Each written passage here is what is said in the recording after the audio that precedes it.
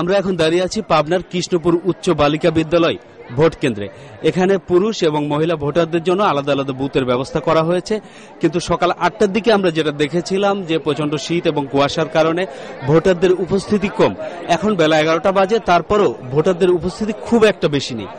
আগের চেয়ে লাইনের সংখ্যা অনেক বেড়েছে, ভোটারদের হারও বেড়েছে, কিন্তু বেলা 11টার দিকে যে ধরনের ভোটারের আসার কথা সেই ধরনের ভোটারদের উপস্থিতি এখন পর্যন্ত লক্ষ্য করা যাচ্ছে না।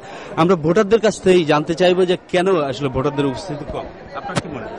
আমার মনে হয় শীত কুয়াশার কারণে অনেকে মহিলা ভোটাররা বাড়াতে পারেনি, এবং আবার এখন একটু পরিষ্কার হলে ভোটার আরো উপস্থিত হার বাড়বে। আচ্ছা চাচা, ভোট কেমন হচ্ছে? ভালোই হচ্ছে। আপনার কি মনে হয় ভোট কেমন? ভোট ভালো হচ্ছে, তো দেখা যাচ্ছে কোনো নাই, জলজাম নাই, কিছু নাই, ভালো হচ্ছে। আচ্ছা, তো আপনার কি মনে হয়? না না, ভোট খুব এখানে যে ঝুঁকিপূর্ণ কেন্দ্র আছে, তো সমস্যা না, এখনো পর্যন্ত কোনো সমস্যা হয় নাই।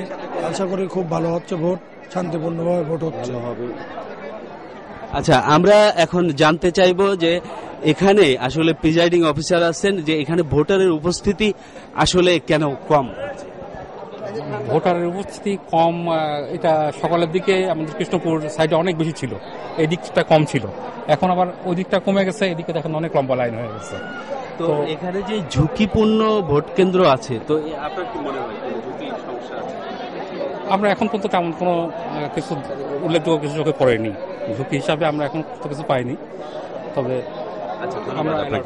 তো আমরা আরো নগরীর বিভিন্ন ভোট কেন্দ্র ঘুরেছি, ভোট কেন্দ্র ঘুরে দেখেছি যে অধিকাংশ কেন্দ্রেই আসলে অবস্থাটা এইরকমই, ভোটারদের উপস্থিতি কম। বিশেষ করে মহিলা ভোটার এখানে সবচেয়ে বেশি, অথচ মহিলা ভোটারদের লাইনটা দীর্ঘ দেখা যাচ্ছে না, এবং সেই লাইন খুবই কম। তো এখানকার ভোটাররা, অন্য ভোটাররা আশা করছেন যে বেলা বাড়লে, সূর্যের তাপ আর একটু বাড়লে হয়তো ভোটারদের উপস্থিতি আরো বাড়বে। আমরা এখন স্টুডিওতে ফিরে যাচ্ছি।